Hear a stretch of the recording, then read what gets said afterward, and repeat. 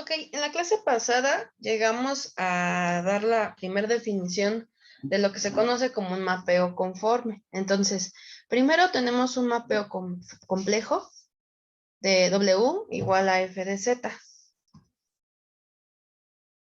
Se va a encontrar en un dominio D y vamos a tener un punto dentro de ese dominio que vamos a llamar Z sub 0. El mapeo se dice que va a ser conforme en este punto Z sub 0. Si yo tomo cualesquiera dos curvas que pusimos en clase pasada, C1, C2, estas van a estar igual dentro del dominio D y se van a intersectar en el mismo punto Z sub 0. ¿Qué es lo que tiene que cumplir nuestro mapeo complejo para que sea conforme? Que el ángulo que haya entre estas dos curvas C1 y C2 en el punto de intersección tiene que ser el mismo entre las curvas imagen, ya habiendo ocupado el mapeo complejo, es C1', C2', y estas otras curvas imagen se tienen que intersectar, pero ahora en el punto imagen de Z sub 0 y ocupando el mapeo, que es F de Z sub 0. Y pues el ángulo no solamente tiene que ser igual en magnitud, o sea, no solo tiene que valer lo mismo el ángulo, sino también tiene que tener el mismo sentido. La curva 1 tiene que ir en el mismo sentido que la curva 2 al momento de realizar el mapeo. Entonces, eso fue a grandes rasgos lo que vimos y vimos también un ejemplo, ¿no? También les comenté, bueno, no es la definición con la que por lo general se trabaja. Es un poco complicado demostrar así directamente esta definición, entonces vamos a ocupar otra cuya idea va a ser que yo en principio tenga una función analítica f, es decir, sabiendo que es una función f analítica, voy a decir que esta función analítica es un mapeo conforme en z, o sea, en un punto, siempre que la derivada nunca se anule, ¿no?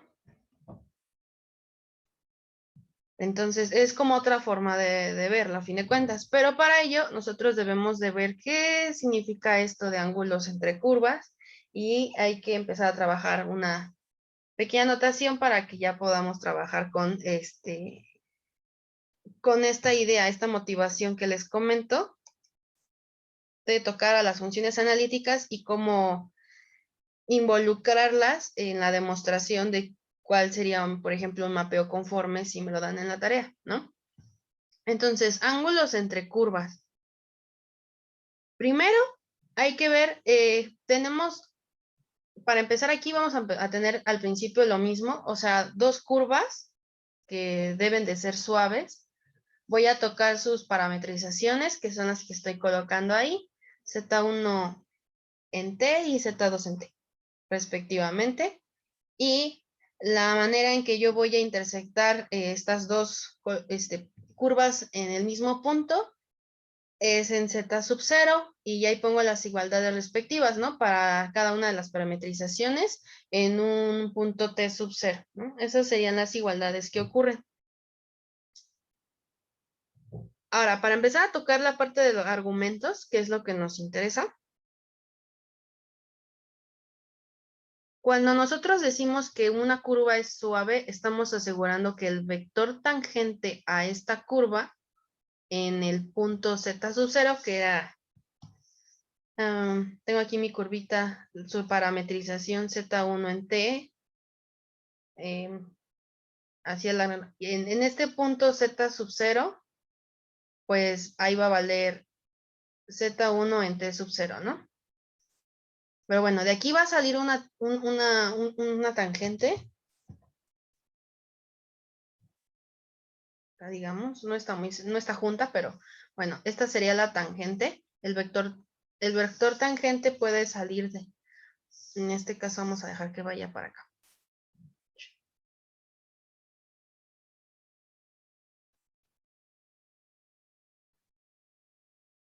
Y a este vector tangente es al que le poníamos como Z1'.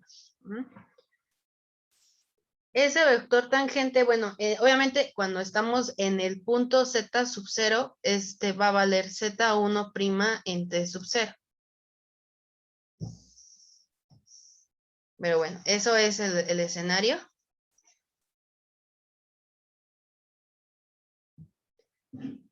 Y lo que dice el texto es que como tengo una curva suave, aseguro que este vector tangente a la curva en el punto z sub 0 es distinto de 0, no se anula. Eso me garantiza que voy a poder definir un argumento, ¿no? O sea, un ángulo entre vectores. ¿Y cuáles van a ser? Bueno, el primer vector ya tenemos que es z1', pero el ángulo lo podemos formar cuando, si el ángulo, bueno, el vector va con esta inclinación, por ejemplo, z1', lo podemos, la otra recta con la que puede intersectarse este vector podría ser el eje X.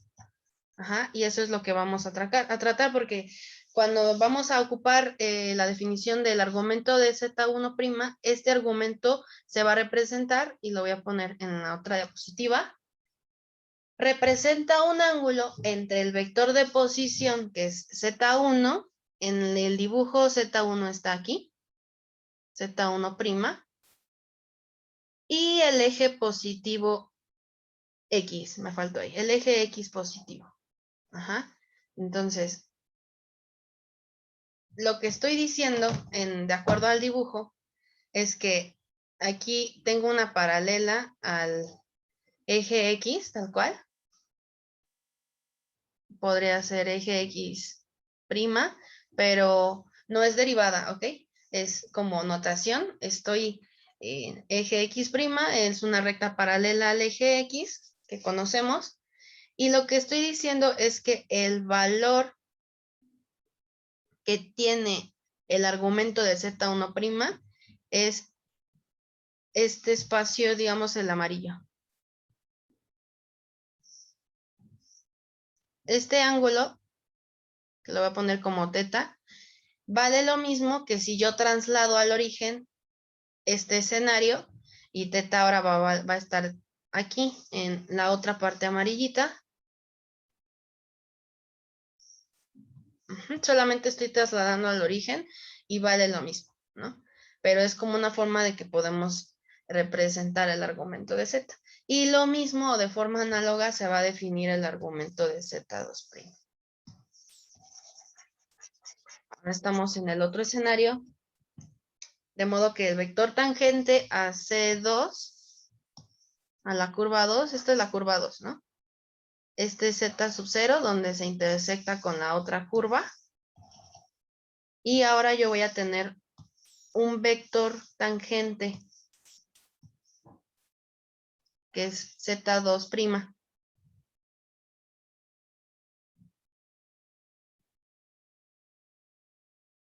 Entonces, bueno, Z2' cuando se intersecta con el punto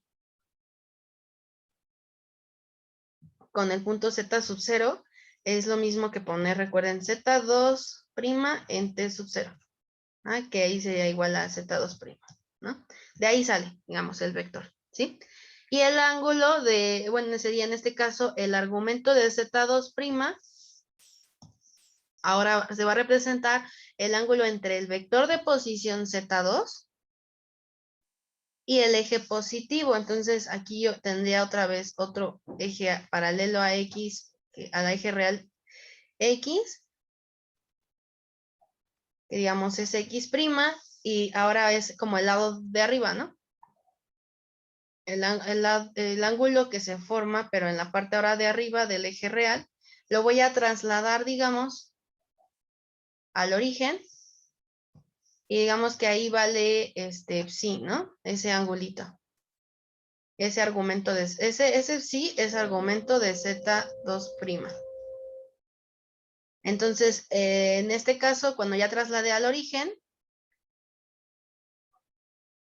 vale lo mismo. El argumento es lo mismo, es que como solo trasladé, esto es lo mismo que el argumento de Z2'. Entonces, el argumento de Z2' se va a representar también por un ángulo entre el vector de posición Z2' y el eje X positivo. Si hay duditas, me dicen. Entonces, cuando revisamos nosotros esta figura,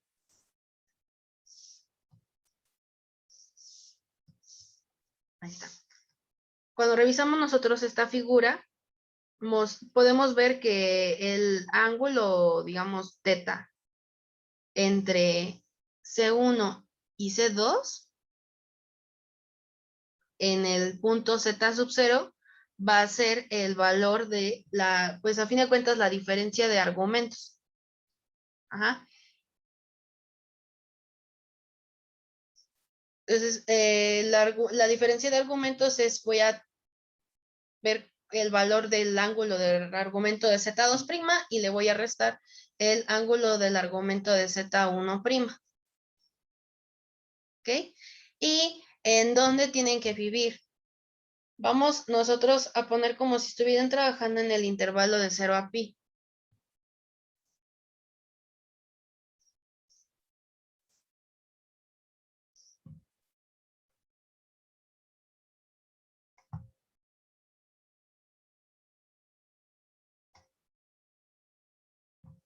Entonces, estoy en 0, de 0 a pi. 0 abierto, o sea, es un semiabierto. No toco al 0 porque no busco que se anulen, justamente. Y mi ángulo no se debe de anular. Y me voy hasta pi. Y puedo tocar este valor pi.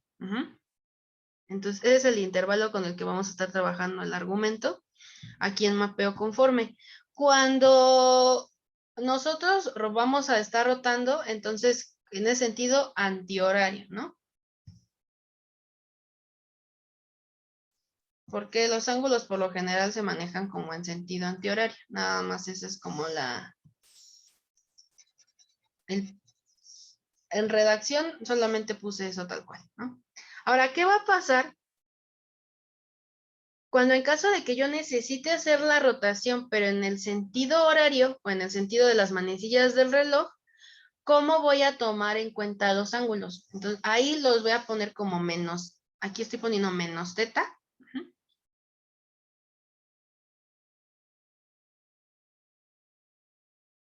Voy a tocar la misma diferencia, pero ahora va a ser en vez de teta nada más, voy a colocar el signo menos teta.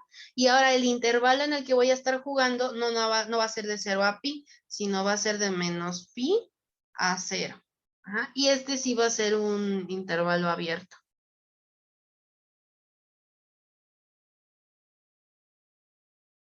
En cualquier caso,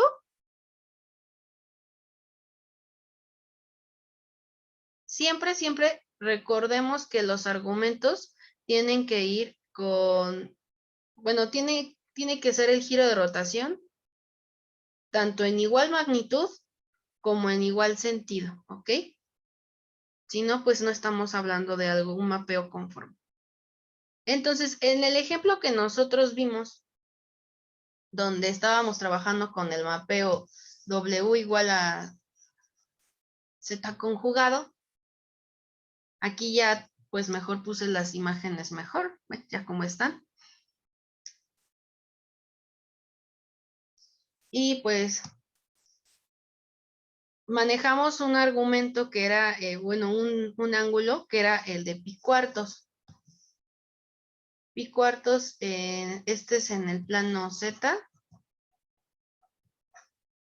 ¿Y qué ocurre cuando ocupo el mapeo W igual a Z conjugado?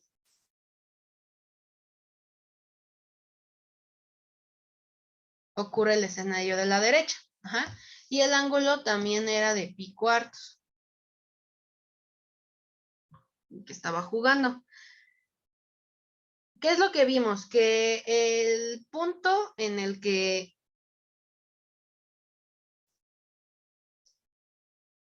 en este caso,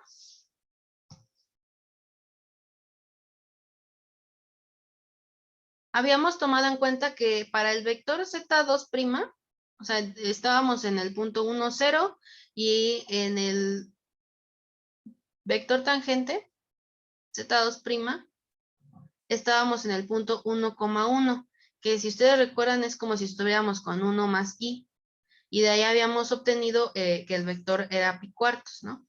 Y para el otro, cuando ya tenemos las imágenes, el ángulo en magnitud valía lo mismo porque valía pi cuartos. ¿Por qué? Porque acá yo estaba en el 1,0 para el primer vector tangente y el que me importa ahorita es el vector tangente, pero a la segunda curva, que era W2', ahí era 1, menos 1, es decir, 1 menos i. Entonces, obviamente que el ángulo iba a ser menos pi cuartos, pero en magnitud vale lo mismo, o sea, vale pi cuartos en magnitud. Entonces, esto es para que ahorita que los coloque, me saquen de onda. A fin de cuentas, les comentaba también, tanto para Z1', el punto era 1,0, ¿no? Si sacábamos su argumento, era 1. Y para W1', estábamos en igual 1,0 y también al final del argumento también valía 1. Entonces, esto solamente lo estoy como recapitulando porque ahorita solamente voy a escribir las expresiones. El valor del argumento Z, o sea, ya ocupando la definición, ¿no? Del ángulo θ entre la curva 1 y la curva 2 en el punto Z⁻, de nuestro ejercicio fue el argumento de Z2' era el argumento de fin de cuentas de 1 más i. Y yo luego le voy a restar el argumento de 1, pero el argumento de 1 más i es pi cuartos, pero más múltiples, bueno, más 2n pi múltiplos, ¿no? Y el argumento en 1 nos va a dar 0. Entonces, si yo hago la diferencia, a fin de cuentas, me quedo con pi cuartos más 2n pi. Esto es el ángulo, la diferencia de los ángulos antes del mapeo.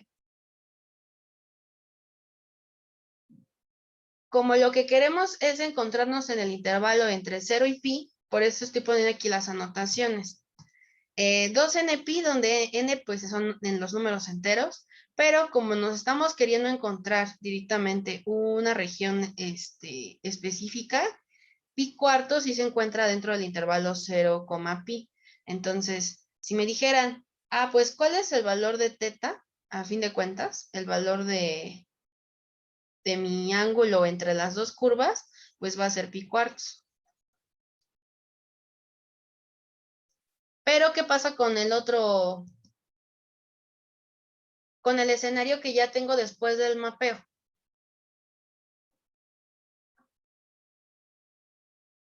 Ahí forzosamente el argumento de W2', como ya estoy debajo del eje real, pues el ángulo es menos pi cuartos.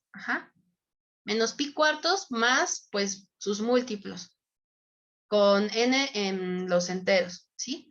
E igual, el argumento de W1', también ahí es menos el argumento de 1, que también va a dar 0. Y da lo mismo, o sea, si aquí, bueno, yo buscaría igual que estuviera en el intervalo de 0 a pi, pero menos pi cuartos no se encuentra en ese intervalo, se encuentra en el intervalo menos pi, 0. Entonces, este va a ser como no el valor de θ, sino a fin de cuentas esto es el ángulo menos θ.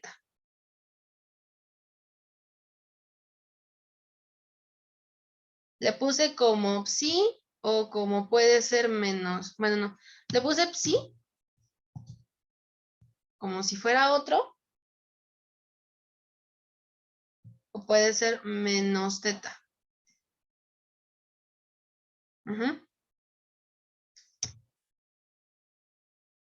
Y esta rotación es en sentido horario, ¿no? Pero es del mapeo, ¿no?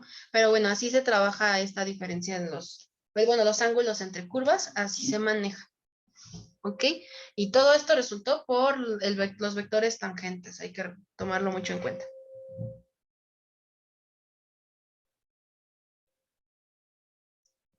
Entonces ya visto un poco de teorema de mapeo conforme, bueno, de ángulos entre curvas. Ahora sí podemos como ver un poquito o trabajar un poquito más sobre las funciones analíticas. El teorema en realidad es el siguiente. O sea, yo voy a tener una función f analítica en un dominio D. Este dominio contiene al z sub 0. Si la derivada de z sub 0 no se anula, entonces esta función f es un mapeo conforme en z sub 0. Hay una demostración para ello, pero por motivos de tiempos no nos va a dar chance de demostrarla. Si ustedes quieren la demostración, me dicen, igual les pongo un PDF y ya les doy la demostración, ¿va? Pero la importancia de este teorema es porque nos va a facilitar mucho el haber trabajado con funciones, con la analiticidad de las funciones en los mapeos conformes. Hay dos ejemplos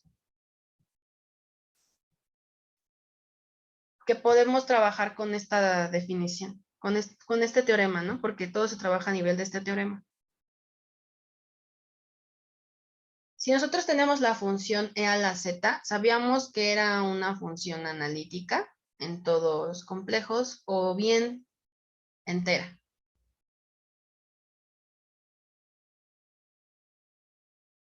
Entonces, ¿qué es lo que no queremos? Que la derivada nunca se anule, ¿no? Para decir que la función es conforme.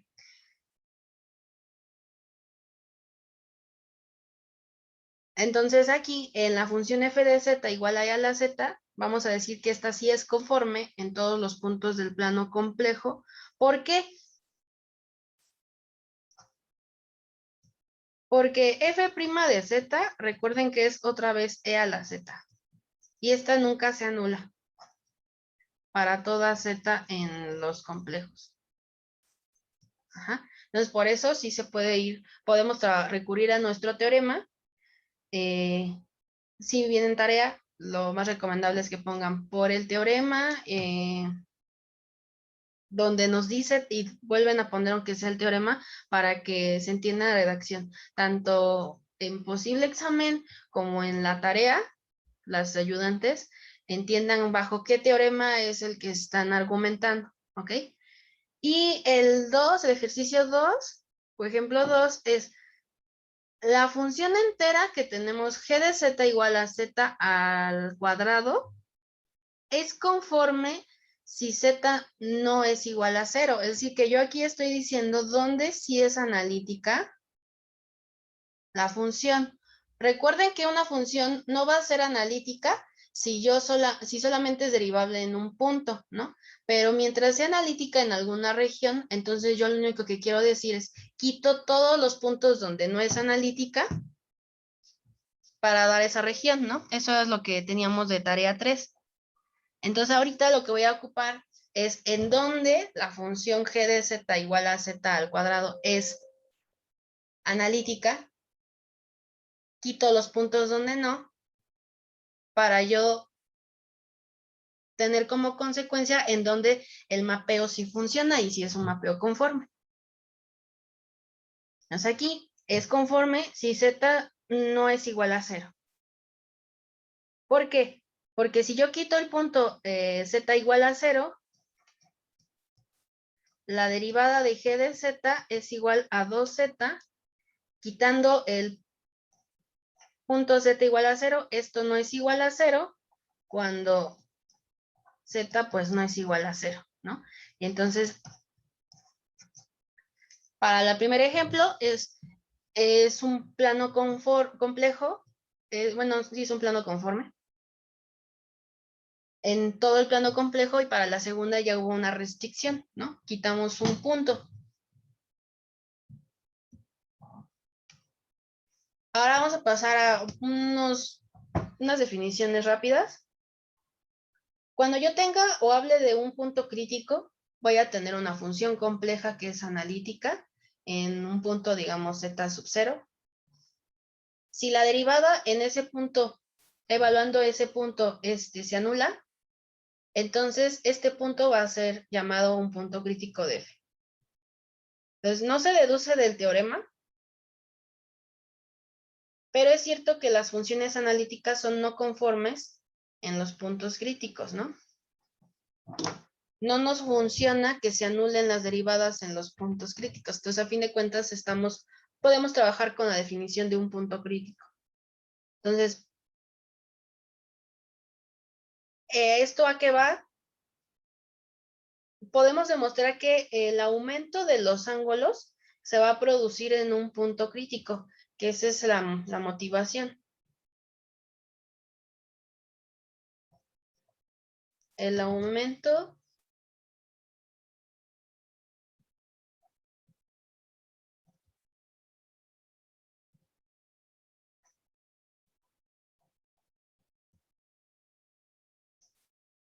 se produce en un punto crítico. No me acuerdo si aquí lo escribí. Sí. Vamos a tener un segundo teoremita. Este es teorema del aumento del ángulo en un punto crítico. No, sí nos va a ayudar bastante este también. Voy a partir de una función analítica f, cuyo punto crítico es z sub 0. Yo puedo tener distintos enteros, siempre que n sea mayor que 1. Naturales, a fin de cuentas.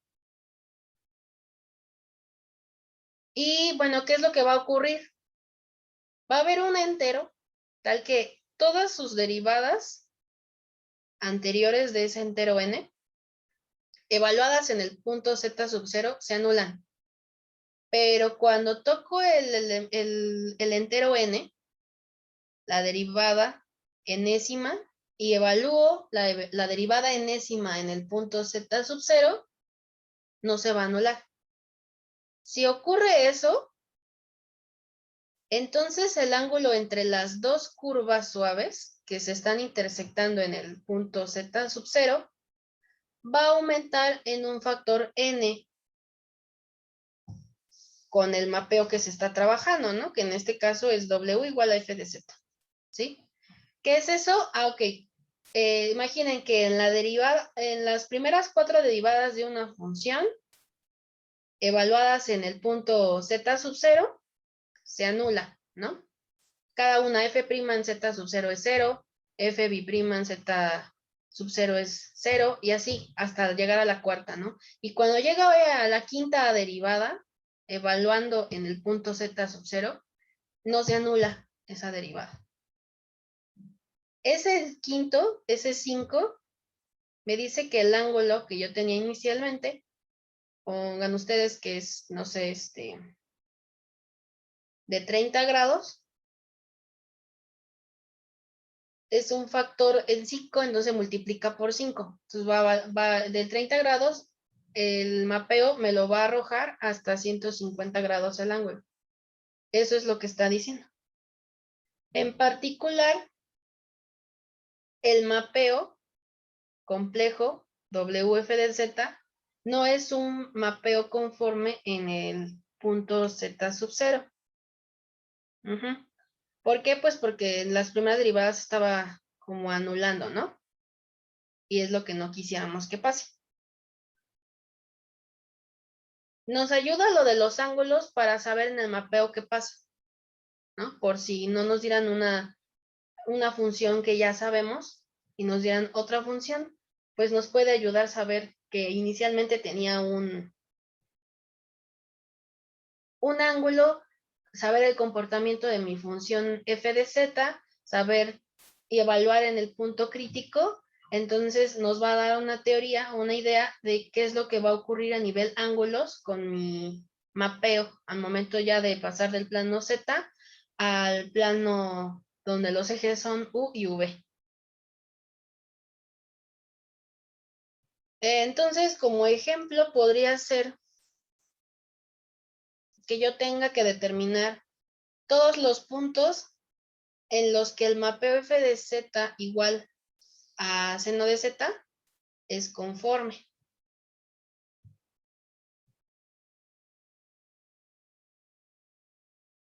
Entonces, ese va a ser mi mapeo. La función f de z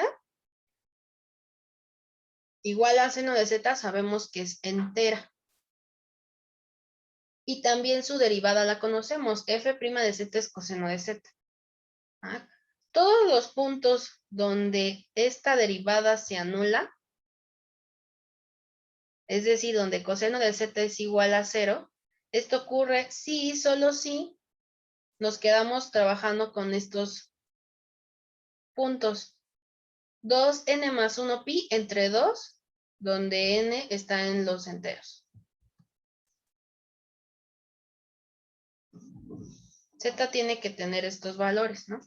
Entonces, por definición de punto crítico, todos estos valores, donde z es igual a 2n más 1 pi entre 2, todos estos valores son puntos críticos de la función f. Lo voy a poner acá. Cada punto es punto crítico de f.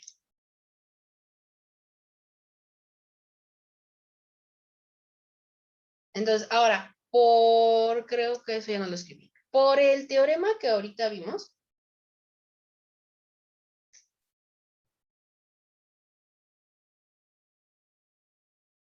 por el primer teorema,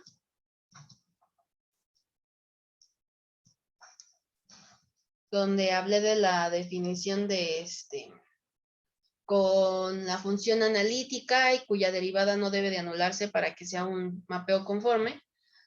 Por teorema 1, el mapeo W igual a seno de Z es un mapeo conforme, pero en todos los puntos Z, tales que, pues, obviamente no voy a tocar 2n más 1 pi entre 2.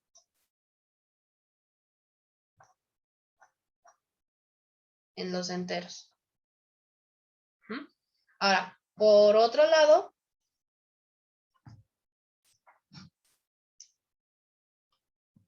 ya sabemos dónde es un mapeo conforme y por consecuencia dónde no lo es, ¿no? Dónde no es un mapeo conforme. Pero ¿cómo van o cómo aplico el teorema que acabamos de ver de los factores de n? Pues aquí, como f' en z es igual a menos seno de z, tenía la función f' de z es igual a coseno de z. Pero su derivada de coseno de z es menos seno de z. Si yo evalúo esta función en cada uno de los puntos 2n más 1 por pi entre 2, si yo lo evalúo en la función menos seno de z, forzosamente voy a tener como valores más y menos 1.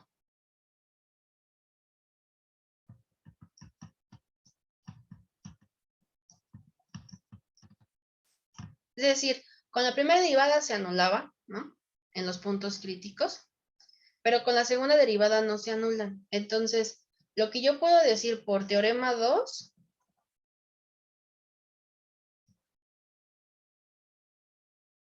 es que los ángulos en los puntos críticos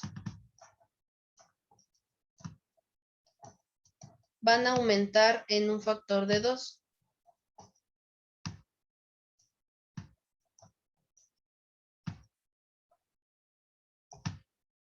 En factor de 2, o sea que pues van a valer el doble, ¿no? Por ejemplo, y eso creo que sí lo dejé en un dibujo, si no ahorita veo. No. Aquí en el dibujo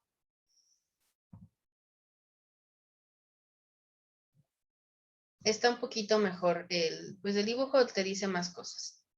Si yo estoy en el punto crítico, digamos, pi medios, aquí es pi medios,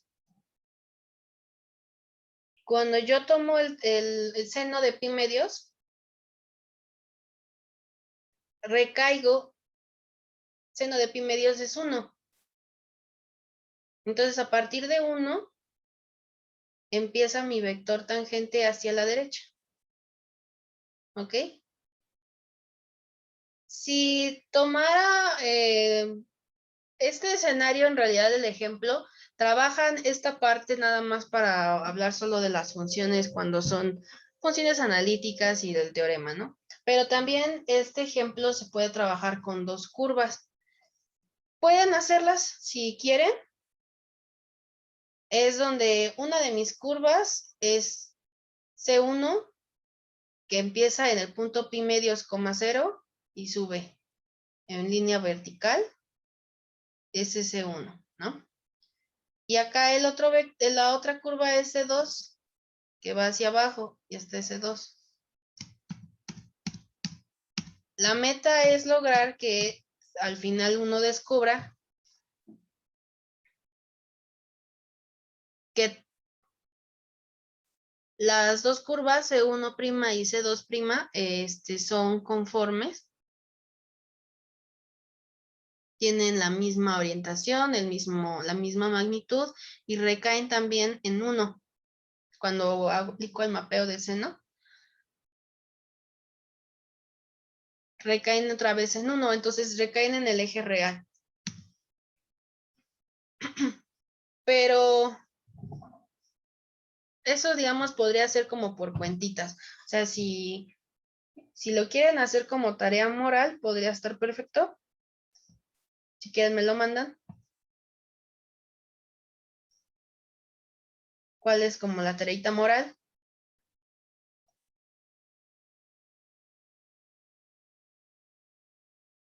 Ver el aumento del ángulo en un punto crítico sin la parte del teorema, del segundo teorema, es, ustedes que tomen, pues, déjenlo, pongo acá.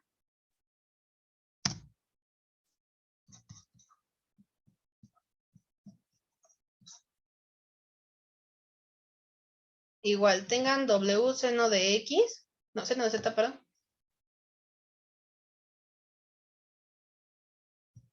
Bajo el punto crítico, para que no estén tan perdidos en cuál punto crítico agarro, ¿no? Pues solamente el Z pi medios. Ajá. Entonces, trabajan una curva C1 a partir de este Z igual a pi medios, ¿no? Como se dan cuenta, estos van a ser de la forma Z igual a pi medios más IY con Y mayor o igual que 0, ¿no? O sea, este tipo de complejos así se van a escribir. Y los otros que se encuentran igual a partir de Z pi medios hacia abajo son de la forma Z igual a pi medios, porque es el mismo ángulo, ¿no? Pi medios más IY, pero con Y menor o igual que 0 para denotar que estoy debajo del eje X, ¿no? En la parte imaginaria, que estoy tomando los negativos. Estos van a ser como mis complejos y ustedes, para hacer el mapeo, lo que tendrían que hacer en el plano W es aplicar una relación que tenemos de suma de senos. O sea, porque a fin de cuentas van a hablar de seno de Z, ¿no?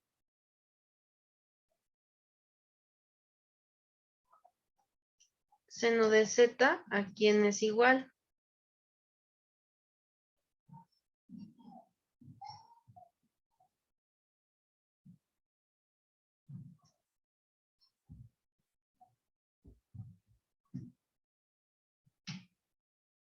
Acuérdense que el seno de Z es igual a seno de X más Y igual a seno de X por coseno de Y. Bueno, sí, Y. Más coseno de X. Bueno, ya quitando esto porque ya una vez que ya trabajan con el Y se dan cuenta de que trabajan la parte que tiene el argumento Y, terminan con cosenos hiperbólicos. Cosenos y senos hiperbólicos. Entonces ya la dejo tal cual es. Seno de x más y es igual a seno de x por coseno hiperbólico de y más y coseno de x por el seno hiperbólico de y. Ajá. Van a ocupar esa en cada una de las dos.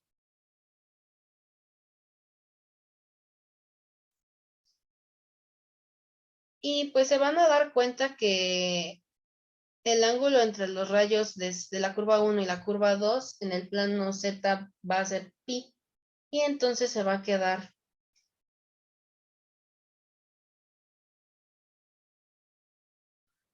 el ángulo entre las imágenes en el plano, ya sabiendo que es pi, y como yo sé que el orden es 2, entonces va a dar una idea de que lo que yo tenía en el plano Z como un ángulo pi, por el teorema, el ángulo nos va a decir que las imágenes en el plano W se incrementan a 2pi, o el equivalente, ¿no? De 2pi también puede ser equivalente a 0, ¿no? Pero bueno, eso sí es, lo quieren hacer por esos dos rumbos, se puede como práctica nada más. A continuación, ahí te vamos a ver solo lo que implica. Les comentaba, y creo que ya vieron. En el PDF anterior puse una serie de mapeos que tenían el nombre de apéndice 3, ¿no? Son más mapeos que se han clasificado como mapeos elementales. Hay mapeos elementales sobre semiplanos, sobre regiones circulares, o también les di una pequeña miscelánea de mapeos, ¿no? Entonces, muchas propiedades de los mapeos se dedujeron a lo mejor porque no llegamos a ver todo el temario como tal, pero vale la pena que ustedes vean cómo pueden comportarse los distintos mapeos, entonces, y que tengan una idea más general, ¿no? De cuáles son los mapeos que pueden haber.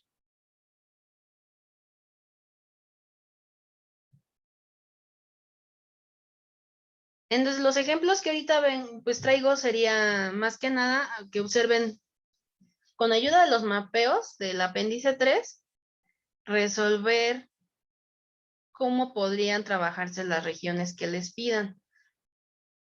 Aquí el ejemplo 4 que traigo, nótese que lo estoy como recalcando. Agárrense de la tablita de mapeos conformes del apéndice 3 y encuentren un mapeo conforme de la franja horizontal infinita. Si es una franja horizontal infinita, me está diciendo que la imagen está de 0 a 2, ¿no? Desde el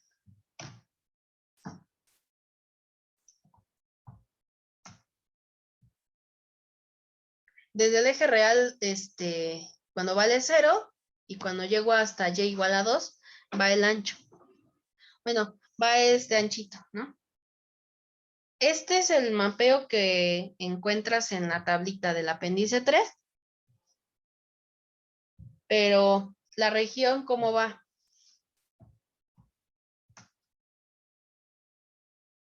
Creo que sí se ve ahí un poquito más, sí. Entonces, aquí es más general, ¿no? Porque de hecho dice, el ancho es A, ¿no? Y el mapeo a lo mejor no se ve bien ahí, pero dice E a la pi z entre A. ¿No? ¿Y qué es lo que ocurre? Yo al principio, en mi plano Z, me dicen, tienes una franja horizontal de 0 a 2, ahí va a cambiar el A, entonces va a ser como 2i. Ajá, 2i. Y dice, puedes estar en todos los reales, ¿no? Desde menos infinito a infinito. Entonces, en realidad vas desde todo este lado. Sobre el semiplano superior, v mayor o igual que 0. Cuando es el semiplano superior, v mayor o igual que 0, por eso, del lado derecho, en el otro escenario, solamente está sombreado en la parte de arriba, si se dan cuenta. Ajá, por esta parte de su semiplano superior, v mayor o igual que 0.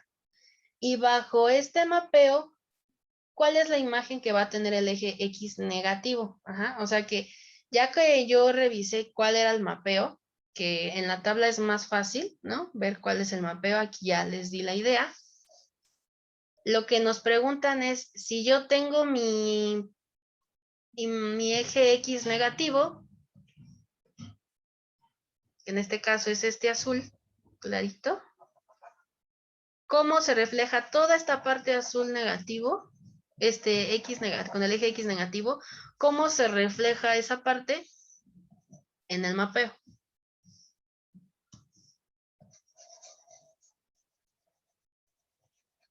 ¿Ok?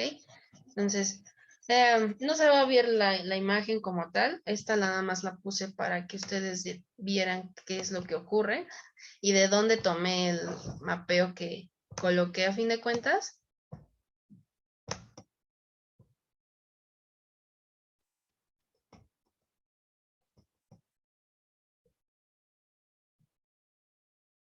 Pero bueno, en la imagen ya se ve mejor. Aquí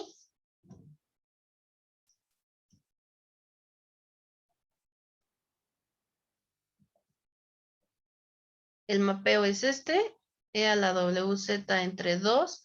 Ahí cambio A por 2. Entonces, lo que yo tenía aquí en esta franja, desde 0, Y, ajá, a menos infinito, menor X, menor que infinito, así.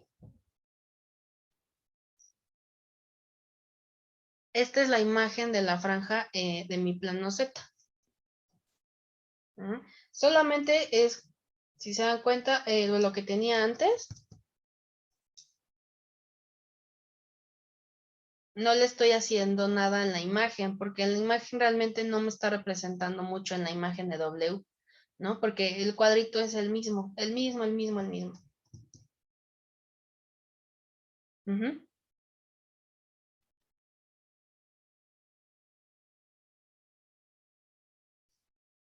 De hecho, en la entrada, la referencia es H2 del apéndice 3. Está un mapeo de franja horizontal infinita sobre el semiplano superior.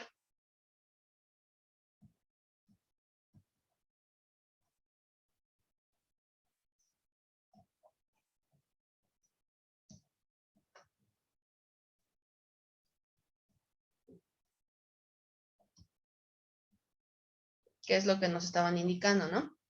Entonces, si A es igual a 2, obtengo el mapeo que ahorita les escribí. O sea, en ejercicio de tarea podría ser así la redacción, ¿no? No es tan solo que se den cuenta cuál es el mapeo y ya le cambié el nombre, sino pues un poquito de redacción. Pi z entre 2. Ajá. ¿Qué es lo que ocurre?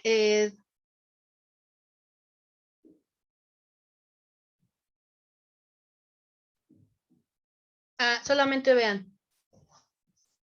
Estoy colocando puntos en donde está el eje X.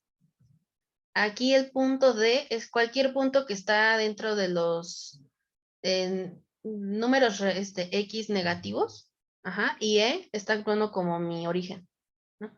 Entonces, ahorita la redacción es, ¿qué está pasando con justo estos puntos que van desde D hasta E en el mapeo, que es la otra parte que me piden en el ejercicio? Entonces, vemos que los puntos marcados D y E valen 0 en el eje negativo X, en el plano Z. ¿Ah? Pero cuando se mapean,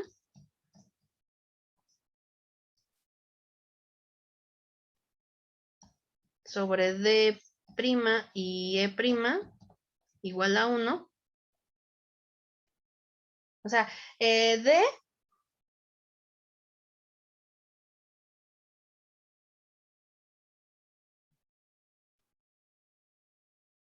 Tengo dos puntos, D y E igual a 0, ¿ok?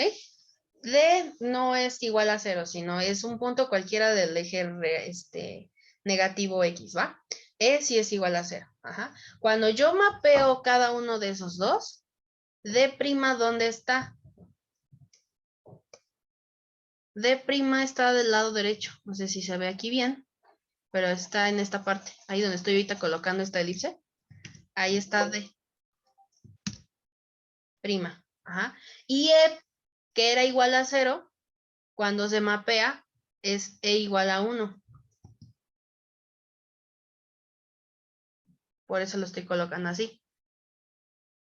En eje, ambos están en el eje U positivo, en el plano W. Entonces, ¿qué es lo que podemos concluir con esta parte? El eje X negativo se va a mapear sobre el intervalo, le vamos a poner, sobre el intervalo 0 abierto hasta 1 cerrado. Ajá. En el eje U con el mapeo W, E a la pi, Z entre 2. ¿Sí? Obviamente, se pueden comprobar usando las parametrizaciones o haciendo bueno, evaluando, ¿no? Si ya sabemos que nuestro mapeo es E a la Z entre 2, entonces me conviene pues Z, decir Z, y yo quiero que viva en X negativo, pues Z tiene que ser de la forma igual a como no quiero parte imaginaria y solo parte negativa, pues va a ser a lo mejor un -1, por ejemplo, ¿no? Z igual a -5, poniendo como cantidades, ¿no? A fin de cuentas. Particulares, si lo quieren ver así. Este es como viendo un punto cualquiera, es un poco más general, pero si ustedes quisieran hacer la cuentita en efecto, pueden incluso ocupar qué pasa con E0. ¿A poco E0 si me manda a E' igual a 1? Y lo pueden corroborar sustituyendo Z. Entonces, eso es como la otra vía por la que se puede hacer sin problema, ¿no? Y para terminar ahorita con ejemplos, y ya para que en las siguientes clases veamos bueno, en este caso los mapeos, pero bilineales, que son los de Mobius. Nada más ahorita voy a ver el ejemplo 5. Igual es, que no sé si lo puse. No. Ejemplo 5, puse el apéndice 3 para encontrar un mapeo conforme de la franja horizontal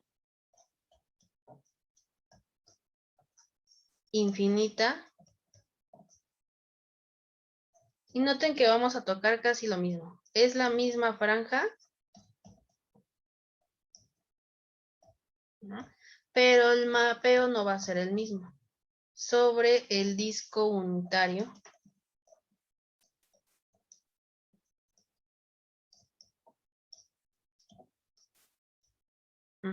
Y también nos piden, pues, imagen del eje X negativo. Y estoy tocando estos ejemplos para que sepan, pues, cómo trabajan con la tabla. Entonces, de hecho, en la tabla como tal, en el apéndice, no van a encontrar una entrada tal cual que mapee una franja horizontal en el disco unitario.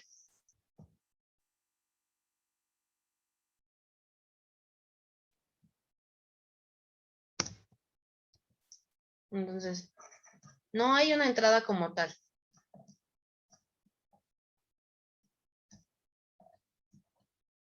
Que mapee una franja horizontal en el disco unitario. Pero sí van a encontrar dos cosas. Hay que construir el mapeo conforme.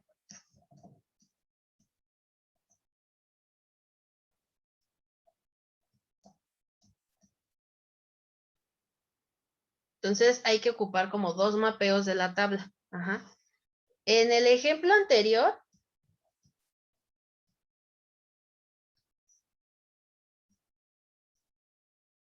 vimos que, ¿qué es lo que, a dónde nos arroja una franja horizontal infinita? ¿Sí?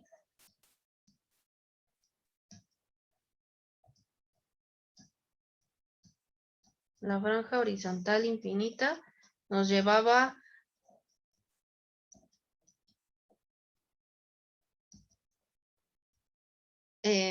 se mapea sobre el semiplano superior, ¿no? De V. Y pues la fortuna es que al menos sabemos por quién se está mapeando, que ahí era E pi a la Z por Z entre 2.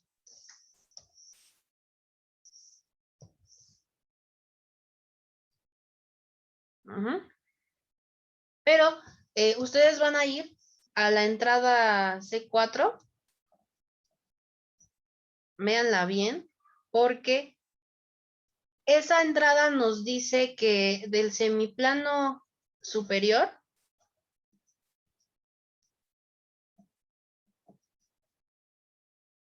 ese semiplano superior que yo tenga, se mapea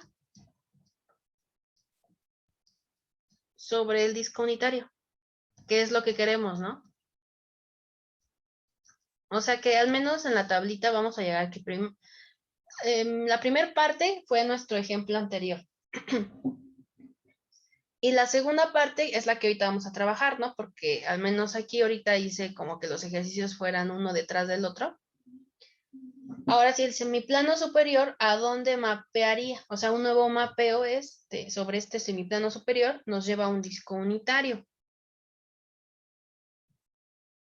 Y ese mapeo, ahí es G de Z igual a I menos Z entre I más Z. Ajá, entonces va a haber una composición de funciones.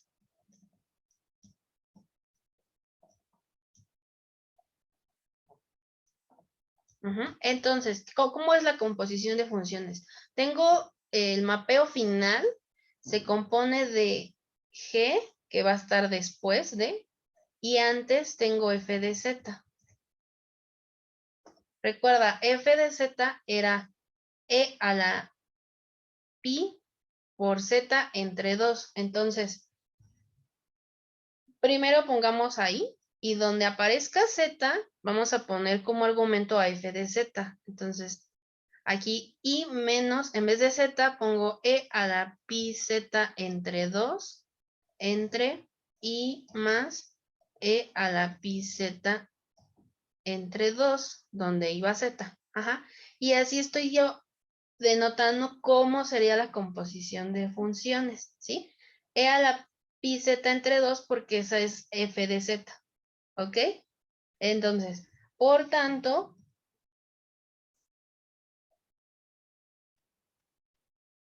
mapea digamos, la franja, en este caso 0, bueno, cuando ya está entre 0 y 2, y cuando x está entre menos infinito e infinito,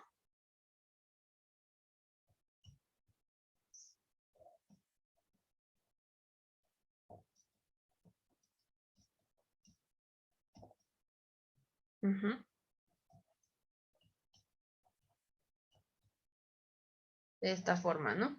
Y puse la forma anterior, ¿no? En la otra diapositiva. Ahorita lo pongo en la parte de abajo de la imagen para ya no mover la imagen como tal.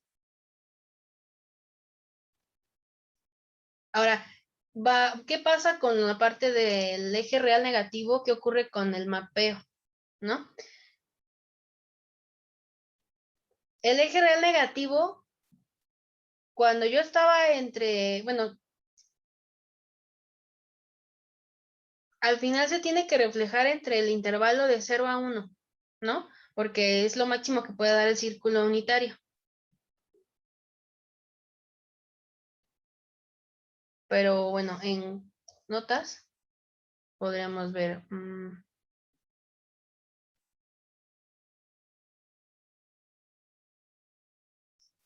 En notas Por ejemplo anterior,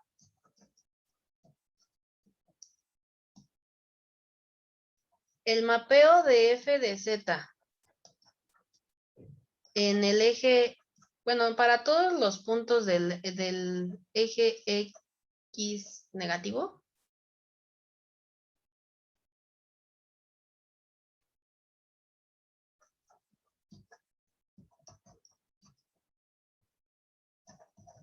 se mapean sobre el intervalo 0, 1, ¿recuerdan? Ajá, en el eje real.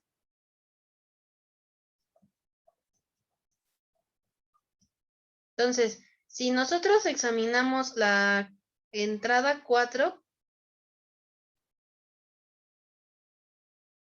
tenemos, ahora sí, o sea, tenemos, ¿qué ocurría con el eje X negativo? Cuando estábamos en una franja horizontal, nosotros vimos en el ejemplo anterior que se mapeaba en el intervalo 0, 1. Es 0, aquí es abierto y hasta 1 y ese sí se puede tocar.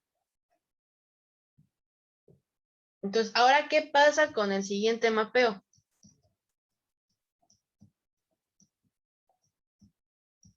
En la entrada C4,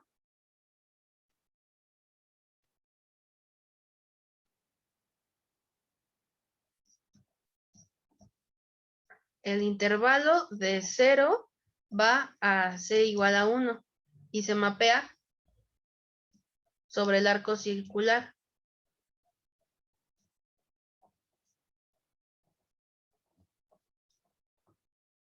De 1 a C', que es igual a I.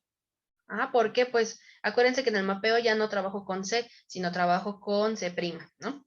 Y aparte, si estoy en uno imaginario, me va a quedar I. Entonces, el mapeo de nuestra región, al final, en el círculo unitario, es esta. Nada más ahorita quiero que chequen que efectivamente eso ocurre, revisen la imagen, revisen el archivo y el apéndice más que nada.